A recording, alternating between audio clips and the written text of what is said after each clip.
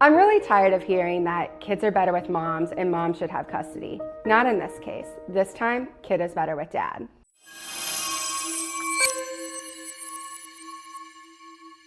I'm Ashley Ray Owens with Cape Fear Family Law, and today I'm going to talk to you about this case out of Nash County, North Carolina. It's unclear if mom and dad were actually married or if they just happened to have 2 children together. The facts didn't tell me, but what I do know is they had 2 children.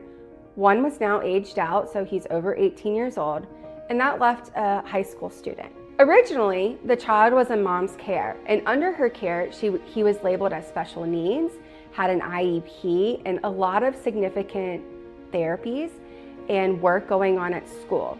Then one day, dad gets custody, and all of a sudden, all of these special needs start to dissipate. His IEP plan is lessened, he's no longer going to his therapies quite as often, and he's excelling in school for the first time ever, going from almost failing to A's and accepted to an early college program. But mom didn't want him to go. Mom says that the kid wasn't ready for the special early college program, but his IEP teacher, him, dad, and his therapist said that he was more than ready, that he was excited, that this is the best thing that could have happened to him. And that's where it gets interesting. Mom doesn't want him to go to early college, despite therapists saying he should, despite teachers saying it's a great opportunity for him, dad agreeing that it's fantastic, and the child expressing that that's what he wanted to do. Mom just simply says no. Ultimately, the court decided that dad was vested with all of the legal authority to make decisions for him, that dad was the better decision maker, and that mom was showing signs that she was incapable of putting her personal thoughts aside for the best interest of the child. So dad got to pick, and the kid gets to go to early college. Not only did dad get all of this legal custody authority, dad also got physical custody.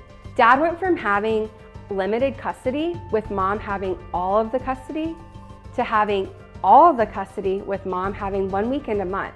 That's really extreme and tells us that the court saw something in the facts of this case that needed to be addressed. Actually, the court needs 70 findings of facts as it pertains to this, 59 of which mom had no problem with. Only 11 did she seem to have issue with. And that's how this case got to the Court of Appeals. Mom raised issues with 11 findings of facts and said nothing about 59 others. And in her 11 findings of facts that she had an issue with, the court had to figure out, if we take those 11 findings of facts out, are the other 59 sufficient to reach the decision that the court made? And the appellate court says, hey, we're not going to touch and undo what a district court did because we're going to assume that those 59 facts were truthful and rooted in concrete evidence. And if mom doesn't have a problem with them, we're not going to touch them. So if we take those other 11 facts out, can we still reach the same conclusion? And the Court of Appeals said, yeah, there's 59 facts that are good facts for dad. We're going to leave it alone. Dad, you get to keep custody. I definitely agree with this court's order. You don't go from having special needs and needing all of these extras to being a great kid, excelling in school, doing so well that you're accepted to an early college program without there being an issue somewhere. And it seems that the issue here was his living environment with mom. Under dad's care, all of a sudden, he's a straight A student who has all of these opportunities in front of him. And it's baffling that mom couldn't see that and couldn't allow him to participate in these things. Instead, she was so fixated on his special needs as she saw them and not his lack of special needs as the professionals saw them. I think this case is a really great highlight of how parents should be putting their personal feelings aside to work together for the best interest of a child.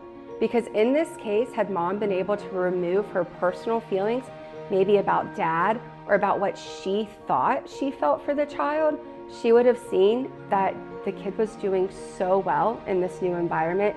And at the end of the day, it's what's best for the kids and not what's best for us as parents. Are you going through it with your separation? Are you feeling duress? Tell me below.